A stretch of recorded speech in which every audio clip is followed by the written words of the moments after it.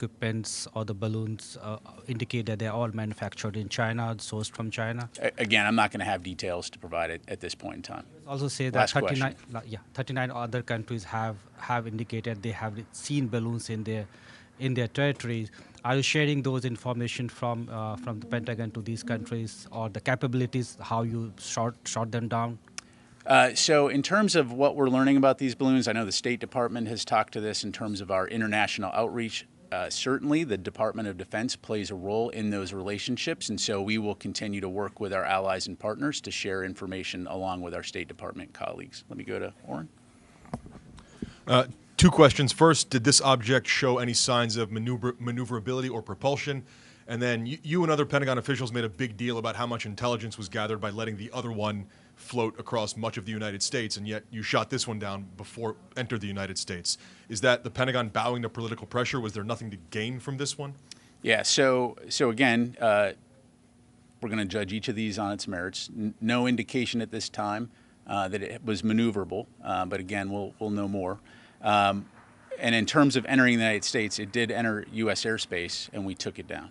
Did you gain intelligence from this one as you did from the previous one? We're going to recover what we can from this, and more to follow. And was the decision to shoot it down before it entered too far into the U.S. airspace, the Pentagon bowing to political pressure from the Hill? Look, again, we're going to judge each of these objects on its own merits. It entered into U.S. airspace on February 9th. We sent up aircraft to assess what it was. The decision was made that it posed a reasonable threat to civilian air traffic.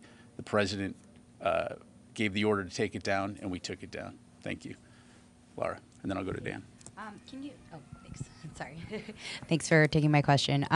So a couple questions. First of all, has anything like this happened before with a object this size, this shape, in this particular height for the 40,000 foot range? Has it happened before? And then second of all, why did you? Can you say more about why you knew that last balloon or object was from China, whereas this one you don't know? So in terms of this particular object, again, as I highlighted, we don't know where it's from. It posed a reasonable threat to civilian air traffic, and so the determination was made to take it down. In terms of the other balloon, as I mentioned in our previous briefing, we have learned a lot about the Chinese surveillance high-altitude balloon program. We've gathered a lot of information over the last couple of years, and so we were able to, based on that information, detect at a very early stage. As it approached U.S. airspace, we had a good understanding of what it was. As I mentioned, we were able to monitor that closely, track it while it went over the continental United States, learn a lot about it, and take it down at the appropriate time. So would you urge us to put this in a different bucket than that, or should we? Yeah, I think I was pretty clear. This was traveling at about 40,000 feet, which posed a reasonable threat to civilian air traffic, and the decision was made to take it down. So, Dan. When the pilots approached it, and they determined, I understand, that it was not manned. How did they determine that? And at that point, wouldn't it be possible to at least describe what they were looking at? Did it resemble a balloon or an airplane or what? Again, we'll know more and have more information once we've recovered this.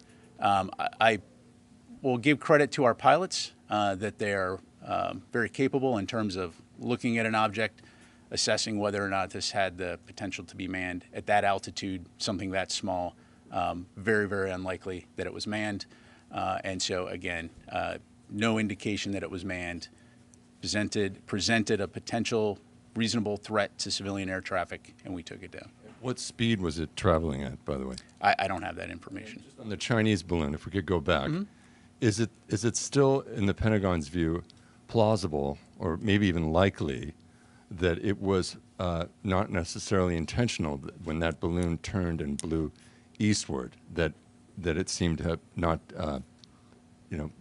had some technical problem? Yeah. So, Dan, what I would tell you is based on the information that we have, it was being maneuvered and purposefully driven along its track. Again, recognizing that winds do play a role because of the maneuverability of the balloon.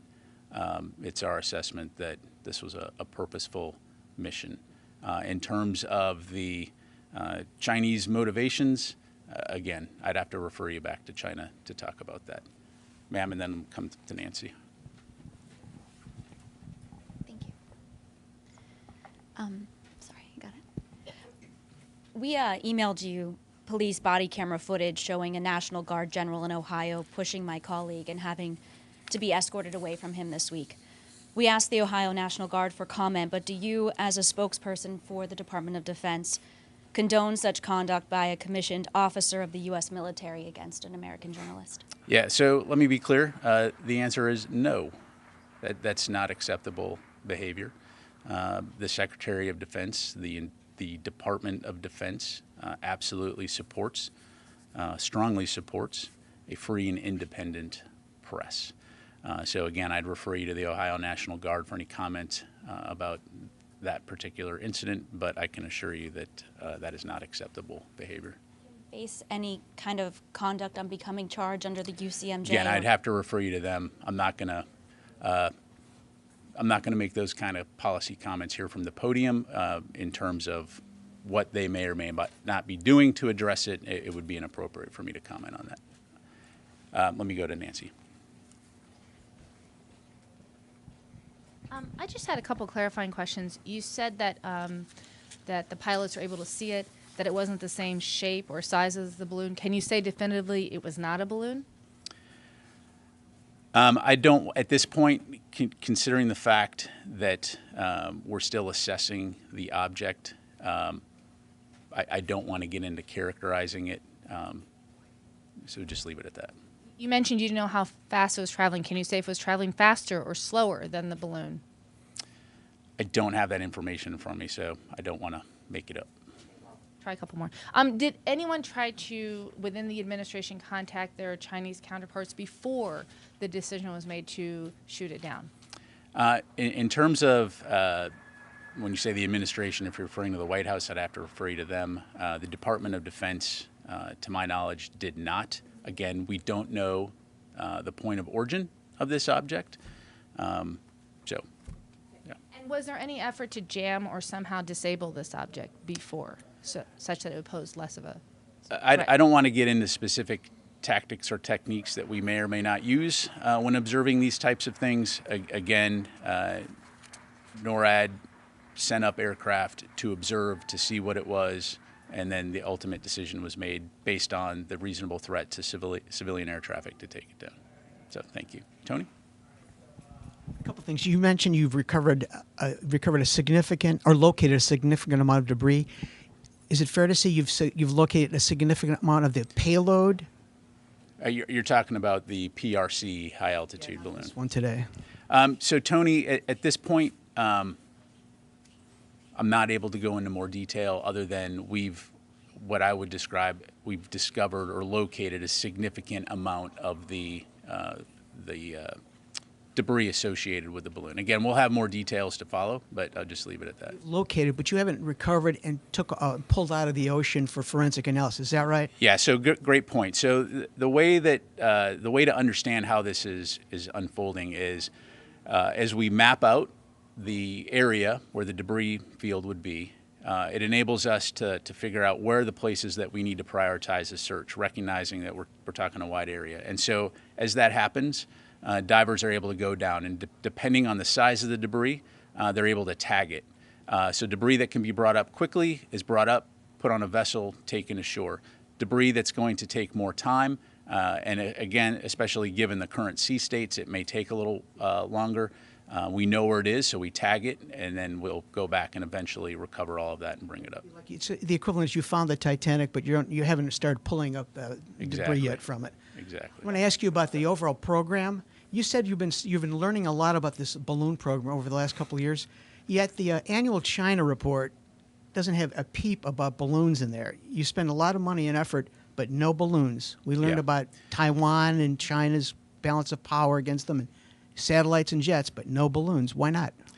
So Tony, what I would say on the unclassified China Power report, right? There's going to be certain elements, intelligence aspects in the unclassified version that may not be included in that particular report.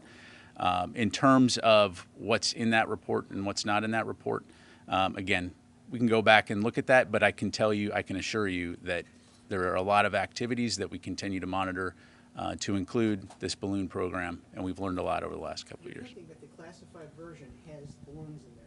Is that what I'd have to go back and look. I do not know the answer to that. Thank you. Thanks. Let me get a couple other folks here. Mike, and then over. Pat. The only reason the American people know about the first balloon is because a couple of guys in Montana spotted it and it leaked out. My question is, if it had remained secret and had not become a spectacle and arguably an embarrassment to the White House, would you have shot it down or allowed it to continue on its way? So you're asking me to speculate? So Mike, I'll kind of just push back a little bit at the assertion there. So first of all, again, what made this balloon different was the length and duration that it was over the continental United States. Look, we track activities all over the globe on a daily basis, some of which will remain classified because, again, we don't want to reveal sources and methods. In this particular case, I can tell you that there were efforts underway to make that public. Montana journalists reporting notwithstanding. All that to say, look, there are going to be times when there's activities happening that we're monitoring that we're not going to go public, especially if it doesn't present a particular or pose a significant threat to the American public. But again, as we monitored that balloon, there was an effort underway to ensure that folks understood what this was, especially given how visible it was. And I'll just stop there. Thank you. Yes, ma'am. Thank you, General. First, a really quick follow-up on Tony's question. At this point, is the Pentagon reassessing the need for counter-balloon or counter-object capabilities at that altitude at this time? So what I would tell you is not, in the Air Force sometimes we talk about don't get platform specific, right? So what we're talking about is monitoring the domain and having domain awareness. And again, as I highlighted, seems like a couple days ago, probably last week, we're continuing to learn more about this program, which enables us to identify and track objects, and thus ensure that we're continuing to protect our skies and our airspace. Thank you. So and thank then, real quick, first, do you and Admiral Kirby know the shape of this new object? And if so, what is sort of the reason for why you can't share its shape before it was shot down? And then separately, how is the recovery efforts of this new object downed over ice different from the one downed over the coast and water? And are you guys using unmanned systems for this new object as well? Yeah, thank you. So in terms of the shape, I don't know. I have not seen any imagery of it. I'm just telling you the verbal characteristics as it was described to me. In terms of the difference in the recovery effort, I mean, again, so this literally was, an hour and a half, 2 hours ago. So that's underway right now. So more to follow on that front. Right now, I think they're moving to the site. We'll have more to follow in the days ahead. Let me go to a few other folks here. Sorry. Some new folks back here, and then we'll go over here to Mike. You mentioned that the object was spotted yesterday. Is that the first that we saw it? Or did we see it coming in a couple days before? No, it was spotted yesterday. And for follow-up, did what we learned about the first balloon last week, did that help us detect this object? I would say that, again, when we detect objects, well, let me just back up. So what you're asking is, did what we learned from the PRC balloon help us track this? Kind of a little bit of apples and oranges, right? In terms of NORAD Northcom maintains the ability to track objects. So again, they track this as it approached and entered into U.S. airspace. Again, we're still assessing what this object was. So I don't know that we learned anything new as a result of that, other than, again, I think we're all, to include the media and the public, very attuned to balloons at the moment. So thank you. Yes, sir.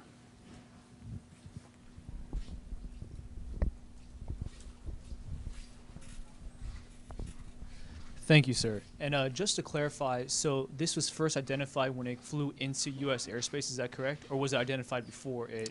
It was detected yesterday, and then again, NORAD sent up aircraft to observe it, see what it was, and then the decision was made to take it down. And do you have any information whether this object flew over any other sovereign nations or countries? I do not. Do not. Okay. We have time for a few more. Let me go to Joe. Question about the recovery effort. I think you'd mentioned at the outset that it was going to involve rotary wing aircraft. That's because it landed on ice as opposed to water. That's why there isn't watercraft being used. Is it? Yeah, Joe, we'll get you more information on that front. Again, this happened just a short while ago, and so according to Northcom, these are the assets that were being used to go out and do the initial recovery. But we'll have more information in terms of the various roles and responsibilities of those. Just get down in the weeds for a second. Any idea what units are involved in the recovery effort or in the F-22 that shot it down? We can get you that information. Thanks. Phil? Hey there, just a couple clarification questions. First off, when you first identified it, was it traveling at the same altitude, around 40,000 feet? Did you at that point know its velocity? And secondly, doesn't Northcom have the authority on its own to shoot down unidentified objects entering U.S. airspace if they pose a threat to civilian air traffic? And if so, then why was the president's authorization required in this case? Yeah, thanks. So my understanding is it was at 40,000 feet when it was detected and ultimately taken down. The NORAD Northcom commander does not have the authority necessarily to take down an object if it's not posing a potential hostile intent or actions. However, given the fact that this aircraft was, this object was operating at an altitude that posed a reasonable threat to civilian air traffic, after consultation with the secretary and the president, and of course the president, on our advice, gave the order to take it down, and we took it down. Trying to clarify, is his authorization required in a situation like this? Again, it's kind of a moot point at this point because the president gave the order, but he has the authorization to take action against anything that presents a potential threat to the American public or people on the ground. In this particular case, it was determined that this posed a reasonable threat to air traffic. Again, I'll just leave it at that. Thanks. Tara? Just a couple of clarifiers. Was it a single F-22 or a pair that were up today for the shot? And then when NORAD sent the initial aircraft up to sea, was there any sort of hailing or any type of warning given? Typically when an aircraft makes an incursion into protected airspace, there's a whole lot of procedures that have to be followed before it would escalate to something like this. Okay, well, this was an object, right? So it wasn't an aircraft per se. And to answer your earlier question, it was a two-ship of F-22s, but one aircraft took the shot. Got time for one more. Go to Liz. Thank you so much. Really quick, when it was started to be tracked last night, were you able to tell what direction it was coming from? This was traveling in a northeasterly direction when it was taken down. And then one more, the aircrafts that were observing it, what type of aircrafts were those? I'll have to come back to you on it. I think I know, but I don't want to make it up from the podium, so we'll come back to you on that one. Okay, thank you very much, everybody. I appreciate it.